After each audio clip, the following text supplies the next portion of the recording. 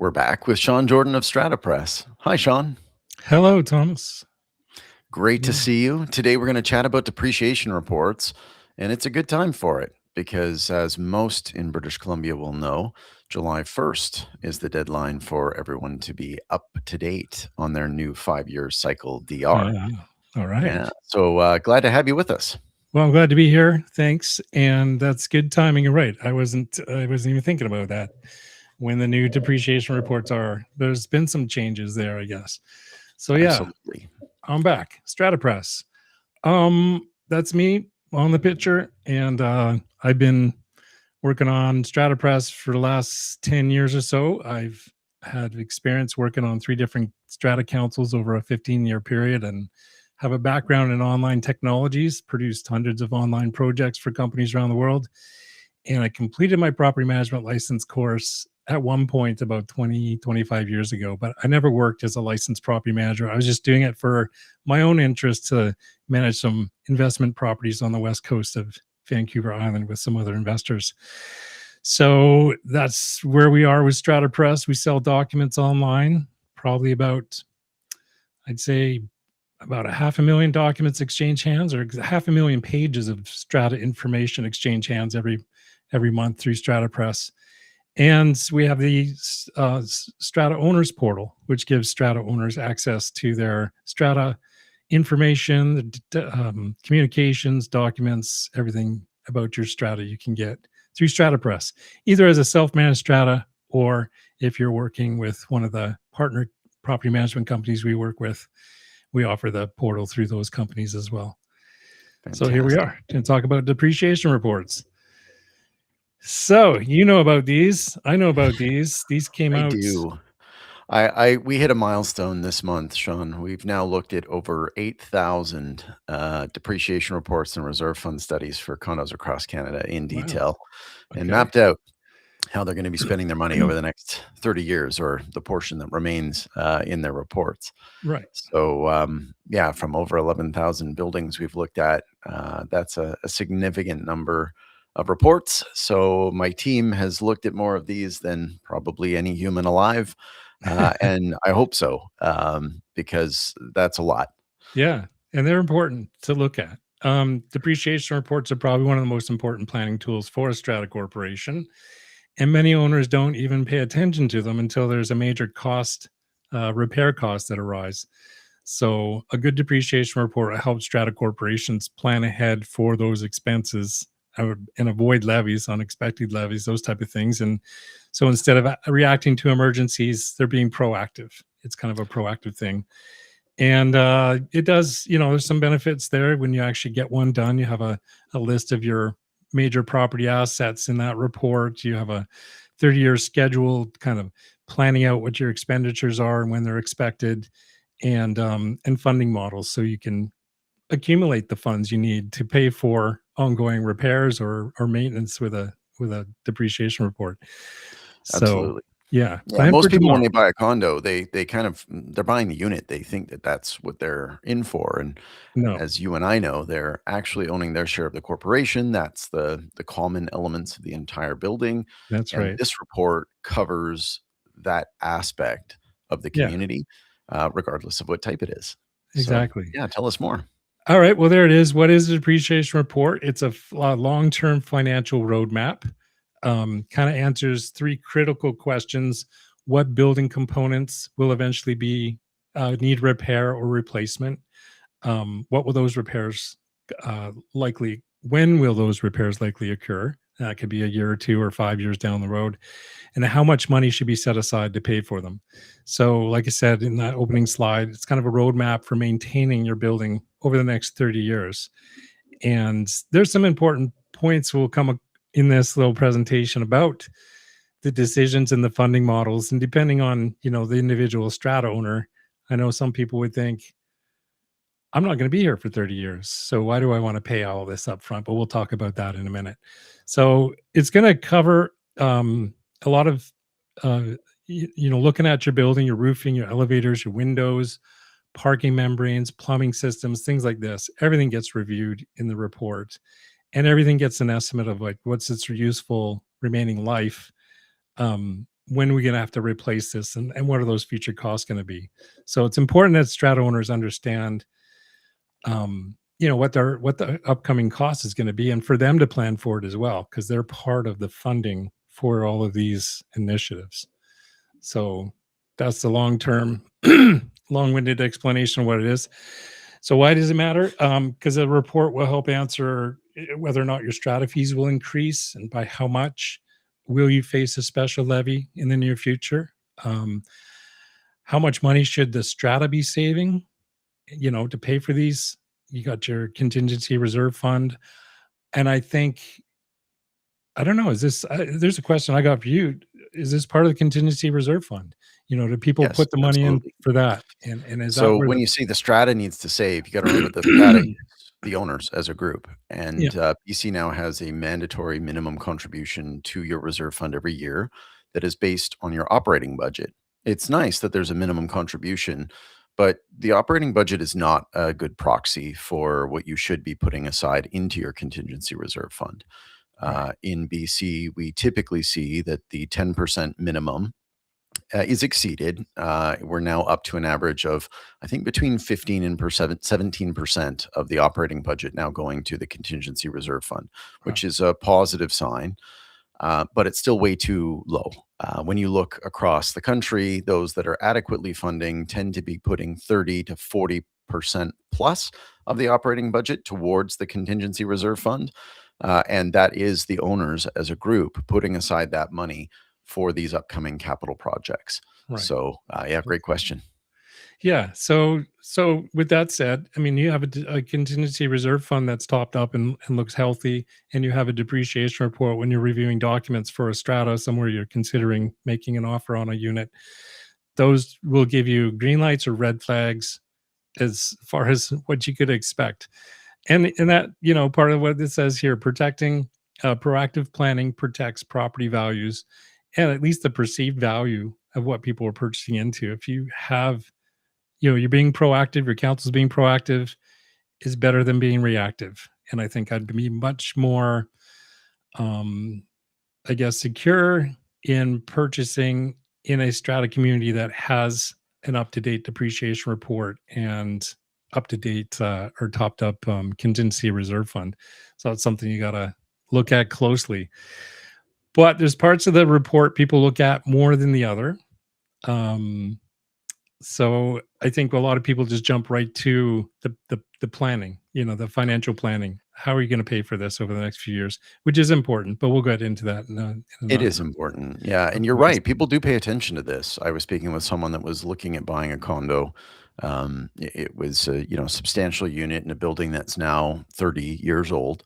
Yeah. And they have, issues potentially with the envelope. And, the depreciation report is in process right now, trying to meet this deadline. But it's not yet available. The last one is more than a decade old. Oh, And, they're not proceeding with the transaction until they see this updated report. They asked a friend in construction, "Hey, if this is a hanging wall replacement project, what's the order of magnitude?" And it was enough for them to slow down. So having a depreciation report that's current does really make a difference. yeah. And the cost, because the cost of these repairs 5, 10 years ago, especially, are going to be a lot different now. That is And exactly right. Construction yeah, inflation has been higher yeah, than inflation across the board, and all of those lives, the remaining useful life, as well as the costs, have evolved significantly. yeah. And we'll cover that in an upcoming slide, just how you determine the funding model, because all these depreciation reports kind of provide different scenarios: short term, midterm, long term, you know, um, planning for it. But that's coming up. So, legal requirements in BC under the Strata Property Act. Most stratas are required. I say most because if you're under 3 units or three or less, or is that under Four five? or less. Four or less, you don't need to get one. But otherwise, they have to be updated every 5 years now, which is good. Um, because it used to be you could uh, defer that. Sorry, I'm fumbling over my words. Defer the depreciation report on a three-quarter vote with the strata, and that's no longer allowed. So you can't keep pushing it down the road. It has to get done. And yeah, I can understand the hesitation because there's a cost to this and there's a time requirement and obviously some commitment by council members if they're not working with a property manager to get the information required and give access to the building for engineers and financial papers, everything else. Because not only does that have to look at the health of the building structure, they got to look at your financial situation as well. So It's that's why interesting. there's firms that specialize just in depreciation reports because they have the team with the knowledge base across everything required. We'll get into that coming up. Yeah, But good point. And there are some specific requirements now that have also been tightened because it used to be that anyone who had the reasonable skills and abilities could prepare one of these on behalf of a strata, and that has also changed. that's changed. Um, but I think that the requirement is there for a reason. The previous recommendation was a 3-year cycle. I think that is still a recommendation, and it's not a bad idea, especially for larger communities. But because so many communities deferred it with a three-quarter vote indefinitely, they came out with a clearer mandate that requires it every 5 years, and that's more Yeah. appropriate for buildings that might be a bit smaller. They don't need to incur that cost on a 3-year cycle, in the same way that a very large community might, still Yeah. find it beneficial to do so. And I do get a lot of inquiries from realtors who purchase a depreciation report and they want to know if it's up, if this is up to date because it was done in like 2011 or something and a long time ago. And you have to go through all the minutes of meetings and AGMs and look to see if there's been any talk about a depreciation report because sometimes you'll find it was deferred or hasn't been done or there's no talk about it at all, or in the latest minutes they just started talking about it at the latest AGM. Yeah, And then the realtor asked, well, can I get a copy of the new report? I'm like, well, the minutes were produced like a month ago and these yeah, reports will typically take, yeah, they say 1 to 2 months for a small strata, but I think 6 months minimum, probably, with the delay being mostly about gathering documentation. So the council has to be prepared. Everybody has to be prepared. And then you have to get quotes and then you have to get the work done and then they have to produce the report. So I think 6 months minimum, only because it's at the speed of a strata corporation and everybody's volunteers. So again, just thinking from the right. self-managed perspective, professional management could probably get it done a lot quicker and Yeah, get the if they're well documentation organized, it's a if couple it's well months organized. Yeah. process, and that's assuming that the engineering firm has the capacity. With the July 1st deadline, they've been very busy. Yeah. There's another deadline for areas outside of Metro Vancouver and the Greater Victoria area that kicks in next year. So I'm sure that it's just going to be a busy period for all involved. But Now, start the process as soon as you can if you haven't. do you know, if you're a smaller strata corporations, do you have to qualify for an exemption or you just don't do it?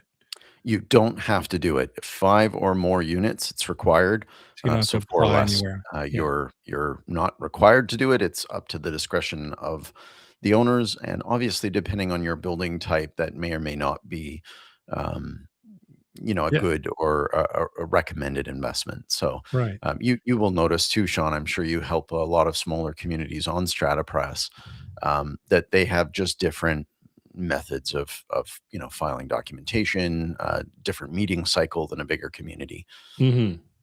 Yeah. It seems a little less formal, a little more informal. We try to keep everybody on the same kind of standards of communication and timelines.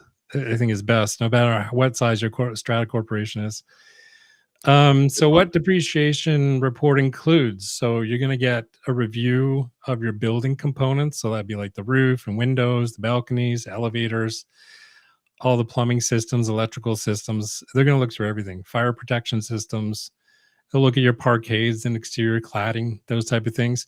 And then on the financial side, they'll look at your contingency reserve fund balance, your operating budgets. If you have a previously produced depreciation report, they'll use that for reference as well. But if you don't, they'll need historical maintenance records so they can see when components were replaced or last worked on, those type of things. Yeah. Those are all that's the information gonna require to produce the report.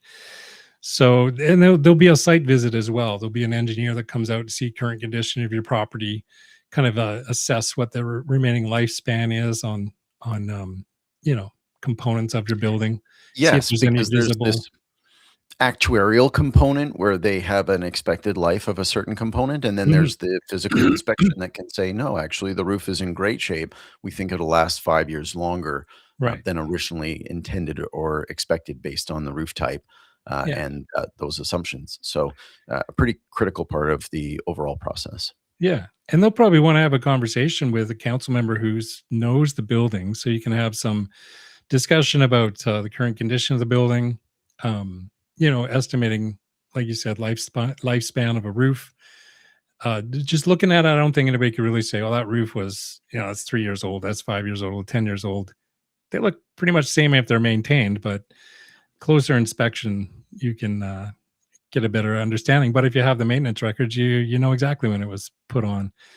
So, yeah, recommendations for contingency reserve fund contributions, that'll be part of the consideration for the depreciation report, And which I wanna leads. point out that this is not just a box ticking exercise. It's not like we No. have to spend this money every 5 years. You talked about them speaking with the Strata Council. It is supposed to be an iterative process. When they've got a draft report, it's supposed to go to council. Council's supposed to review it, give the engineer any extra information that might be helpful in refining that report. There may be a sudden recollection of work that was done, that may cause the life of a certain asset to be different. There may be some discussion about the priorities of the community, and one element might be accelerated in terms of its replacement or refurbishment. Something else might be deferred.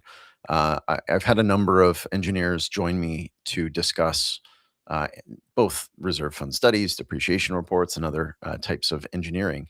And what they've told us is that they don't own a crystal ball. They are working off of their expertise, that expected life of a specific asset. And one of them told me, and this was great from Michael Laporte, that effectively their goal is to be equally wrong across the board. So, if you have an estimate of life of a whole bunch of different assets, and a building might have anywhere from 30 to over 100 different components, some of them are going to last longer and some will last less than they initially expect. But like flipping a coin 100 times, you're unlikely to hit heads every time. You're gonna end up coming out approximately right, even if individually some of your estimates are incorrect. Yeah. So, this is not a crystal ball. This is meant to include, a stage where the strata council goes back and forth with the engineer to talk about it, to get it right. Because at the end of the day, this is a guide. It's there to try and help plan, to try and help shape the future, and it's a really important one. Yeah. Now, you must have enough data, or the depreciation reports have been around long enough now. There's been, I think, in some properties, I see 2 or 3 versions of it over the last 10 or 12 years. Maybe it was 15 years ago they started Yeah, being about mandatory. 2013, we still see a lot of reports from around then. I think that's when the requirements, Yeah. became So official. it'd be interesting to see a comparative kind of a report from a report, just to see how accurate they were on these estimates and timelines and things like that. It's Absolutely, going to take because some more than 10 years to figure that out, see if how right they are, but it'd be interesting to see if they're. I've seen some and with. we've been doing this for 3 or so years in detail, so we are seeing some buildings that have been through their 2nd and 3rd, Right. report from when we first saw it until we've updated. So, yes, we'll put out a project on that at some point, probably next year, Sean, because Yeah. there will be enough with this new 5-year cycle for us to have this analysis of before and after, and, Right. I'm sure all the engineering firms have a good picture of this as well, particularly for the communities that they've been involved with doing multiple times.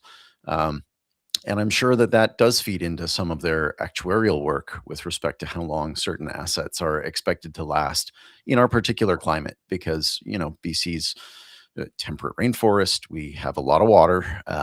We don't get that much snow unless you're living in the Okanagan or the, Whistler area. Mhm. But, we do have slightly unique considerations, and I'm sure there's been a lot of learnings from that. Yeah. Absolutely. Funding models explained. Okay. So this is the interesting stuff that people just want to jump to and see, oh, what's the cost going to be and what are we going to do? So there's typically three scenarios are provided with each report. There'd be option one, which is low contributions, so lower strata fees. So the risk of that is larger future special levies and more financial uncertainty. So let me just explain. So when I first did this, I didn't realize, looking at a depreciation report the first time being on council and having never seen one, this is years ago. Um, I didn't realize that those were the models. Like you get, okay, you can choose here and go low fees, doesn't change much, widely accepted by the strata owners because of course costs don't go up. But then there's the middle kind of moderate fees. There's reduced levy risk. It's more predictable with planning. And then there's aggressive funding, your lowest risk of future levies, strongest reserve fund. But I mean, it's higher strata fees today. So I think I mentioned that earlier, just like, hey, I'm not going to be here in 10 years. I'm going to move, I'm going to retire, I'm going to do this or that. So most owners would go, well, I don't want to pay for future repairs, now and be contributing to something. Well, I'm not even going to live here. So they'll vote for the lower contributions with less work being done up front. I But wanna that's jump in there yeah. because there is a very big difference between the Canadian provinces, and BC has this depreciation report model where we show 3 different scenarios. Alberta and Ontario have a reserve fund study. Both of those provinces have, for 25 years, had a requirement that their buildings be adequately funded for the ongoing maintenance of the buildings. It's not a fully funded situation. You still find special assessments, as they call them there, special levies, as we call them in BC, when something happens unexpectedly early, costs more than planned. But generally speaking, they are properly funded and not able to say, oh, we want lower fees. And I'm a huge proponent of that system because, sure, you might be the owner that says that you're not going to be there in 10 years, but whoever's buying it from you is going to be there, and you should be paying for the consumption of the useful life of the assets of that building while you're in it. There's been a Mhm. lot of passing the buck to new buyers who are paying, in most cases, much more than they were, than somebody who purchased their condo 10, 15, 20, 30 years ago. Right. And so the person who has sold it to them has enjoyed this capital appreciation and not properly funded it for the future. I think that's an unreasonable passing of the buck.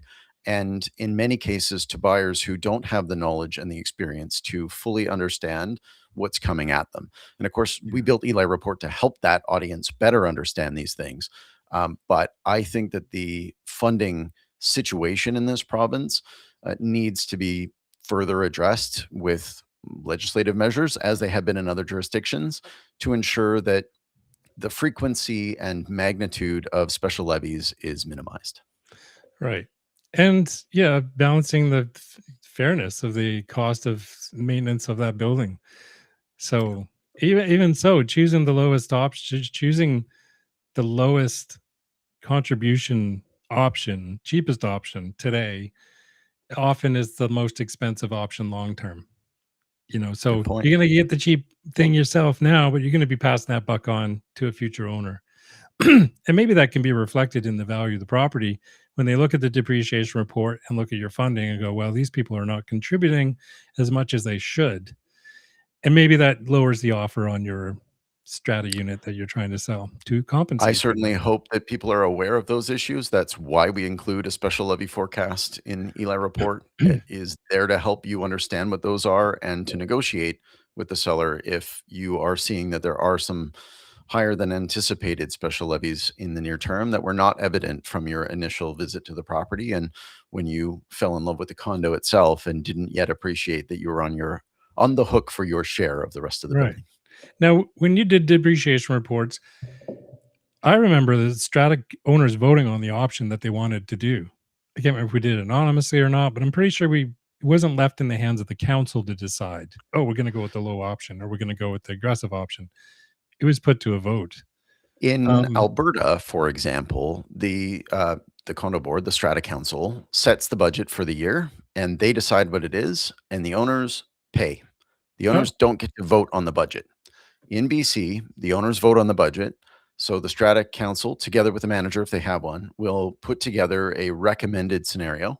Sometimes they'll include two, one with a slightly higher budget and higher reserve contributions, and one without. I believe overwhelmingly the owners choose the lower one when given such an option. But they do tend to put in a scenario, and that scenario is voted on, and it's the budget itself, which includes the reserve fund contribution as one element of it, that does get voted on at the AGM. So you're absolutely right, Sean. Yeah, and you'll see people, realtors, those who are helping you with due diligence on the purchase, can point out where funding is not going to be adequate and where you're going to probably be hit for higher strata fees down the road. Anybody I think who knows what they're doing should be able to figure that out by looking at the budgets, the contingency reserve fund, and the depreciation report. Because I don't think you have to actually register, hey, we're going with the low version, you know, because you have your council turns over and you're 3 years down the road. And if there's no documentation about, okay, are we looking at the depreciation report anymore? Or are we just kind of winging this? Yeah. You know what I mean? Like I don't know if people actually set that in stone going, okay, well, we all voted. We're going to do the balance contributions until we get the next report done. Maybe that's, Yeah, I'm it's not not. sure. It's a year by year. They're voting on that Year by annual year. budget, Yeah. and that's just the way that British Columbia has set up strata. So So, your topic of depreciation report should come up at every AGM, I would uh, think. the budget does. The Yeah. depreciation report, if it's within its window, used to be 3 years, now it's 5. I just thought It for may or may not review. be coming up in priority on an annual basis, but certainly as they're, putting together the budget, they're cognizant of what that Yeah. depreciation report That's what I says. thought. In line with the depreciation report, the budget's presented. You could have argument, hey, the budget should be considering the depreciation report. In the so Absolutely, and yet it is ultimately the decision of the owners, who get to vote at the budget at the AGM, and they can vote down a budget, and you have to call another meeting, and you have to approve a new revised budget, and hopefully this time you've got the support of the ownership group, to get right. that revised budget through because, of course, it is mandatory. Well, that's what our next slide is. How to evaluate the funding plans. So, as a strata owner, if you have to vote on it, you have to consider some stuff like the building age, owner demographics, affordability, market expectations, and any upcoming major projects. So, important question is, can owners absorb future levies, or should we be contributing to that now? Is a reserve fund keeping pace with inflation? And does the funding plan protect future owners fairly? So again, going back to like, yeah, we're going to be on the low end here and we'll just defer all those costs to somebody else who owns this place in the future. That's not fair. But there's rarely a perfect solution. The best plan is usually the most sustainable and predictable. So cost wise, you can afford, you're not going to get special levies coming at you unplanned, and you can do proactive maintenance instead of reactive stuff. Absolutely. Once again, until we have a mandated solution in this province that's there through legislation, you're going to see that people tend to do the minimum or barely above the minimum, and not being more proactive as they probably should be. Right. How to All get right. one done. Yes. This is Okay. the most important part at this point. I mean, it's too late for you if you haven't started one to meet your July 1st deadline if you're Yeah. in the greater Vancouver or Metro Vancouver areas. But it doesn't mean you shouldn't be starting. So if you're not there yet, get it going. Reach out to some of the engineering firms. Take it away, Sean. Yeah. There's building engineers, building envelope engineers. There's reserve fund specialists and building consultants. Many of these firms will specialize exclusively in strata depreciation reports. In fact, you can go to CHOA, you can do a Google search for depreciation report, CHOA, and you'll see they got a good document. It was updated last year about big PDF you can download about depreciation reports, but they're business directories at VISOA, the Vancouver Island Strata Owners Association, and CHOA. Those associations where you go to their business directory and you find engineers. Find a firm that specializes in depreciation reports. You get engineering expertise. They'll know costing of construction, be able to give you estimates on that, and they'll be able to do financial forecasting if you find the right company. So, and the process. I mentioned, some will say 2 to 6 months depending on complexity, but Yes. typical, if it's a small strata under 50 units, you're gonna need 2 months minimum. That's the bottom line, I think. And then you get to Yeah, I large think that's fair. compacts, 200 plus, you probably could be 6 months to a year before you get that final document. Because even once it's Hopefully, you're well report organized and you can give them what they need so that they can get started, and they can certainly do it within a 6-month time yes, frame. It is absolutely reasonable, so long as they have the capacity. And you've mentioned where to find them, but do speak to 2, 3, or more of these firms to make sure that you find the right fit. Sure, you've yes. got the engineer that may have done your last report.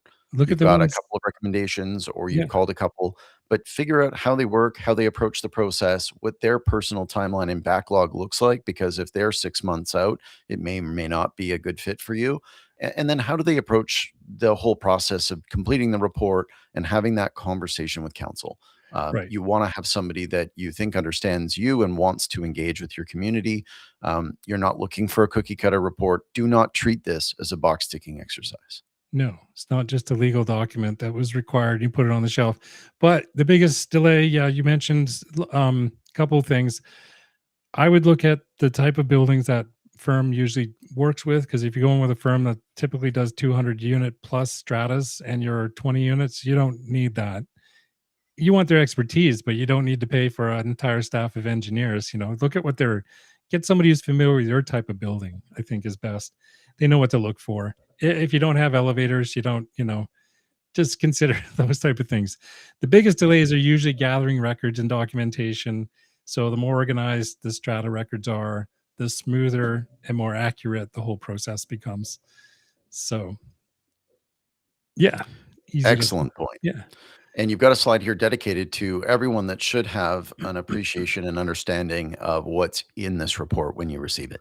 Who should view the report? Yeah. So strata councils should review the report, of course. Property managers help coordinate implementation and budgeting, but the council has to look at it. Accountants and legal advisors may also assist with interpretation. You can have take it to somebody to review with you if you don't understand it. Talk to a legal advisor. Talk to a strata lawyer if you're not familiar or don't if you're not sure. Get your counsel, do some consulting. Um, so that's the owners should review the report as well. They don't need to read all 100 pages. Some of these reports can be very long, but they should look at like the executive summary to find key findings. They should look at what the major upcoming projects are. So what repairs are coming. They should look at the cost forecast so they know how much money is going to be needed. Look at the reserve fund analysis to see how healthy the reserve fund is, and look at the future recommendations in the report so you know how much should be contributed on a yearly basis for these things. So the report is used by the council for annual budgeting, for reserve fund contributions, capital planning, and for communication with the owners. So the worst thing a council can do is just, like I said, you said, place it on a shelf and ignore it. They should be referenced every year during budget discussions, primarily. So I did do some, biggest mistakes. I don't know where I put those notes, but I did make some notes on what are the biggest mistakes. Let me see if I can find that owners make with depreciation reports. I might have deleted it. Looks like I did. So Well, I mean, I would say that not paying attention to what's in it's the obvious number one. yeah, Knowing what is coming, and there will yeah, be projections for each of the scenarios. So look at the scenario that reflects what your Strata Corporation is currently doing with respect to reserve funding. That will give you a good indication of approximately when you're going to have a levy and what it's for. Or come to me. We got Eli mhm, report. That's what it does. So, we use a series of standardized assumptions. We don't use the three scenarios. We say, okay, this is what the engineer thinks is going to happen over the 30-year life. This is your latest budget. This is the last known reserve fund balance, and we apply some math.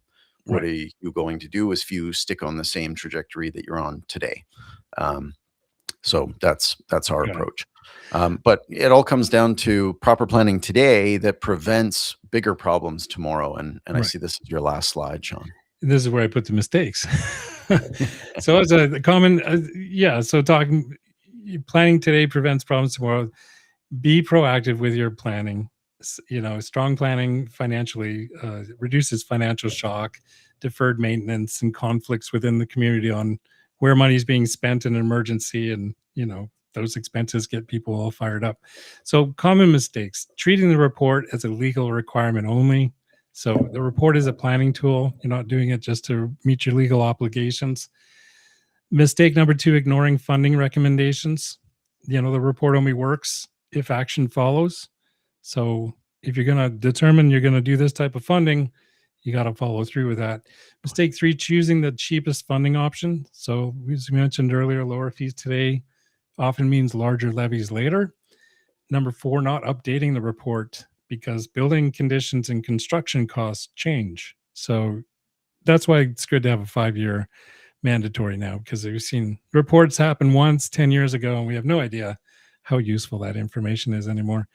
So it's not a prediction, document. It's a planning tool. No report's going to predict the future perfectly, but it'll help you anticipate major expenses, help you save money appropriately for those upcoming expenses, reduce any financial surprises, protect your property values, and most importantly, it helps everybody make informed decisions on the health of this building for the next 30 years. So, Really great points, Sean. I can't even add anything to that. oh, good. That was perfect. There we go. So yes, do get one. If you've got questions on it, speak to your strata counsel, speak to your strata manager. Or Sean said you can even address certain questions to your legal counsel if you don't have a strata manager. But they're very familiar with these documents and the process, not only for getting them updated, but for understanding how that feeds into your budget, into your planning, and making those better decisions. If you are in a strata and you're self-managed, hop on to StrataPress and book a meeting with Sean. Talk a little bit more about what they do for helping communication within your community and the delivery of some of these documents. It's a great feature set, and Sean's a great guy to work with. We hear from Oh, lots of owners, so thank you. And we're yeah, just definitely do future. that.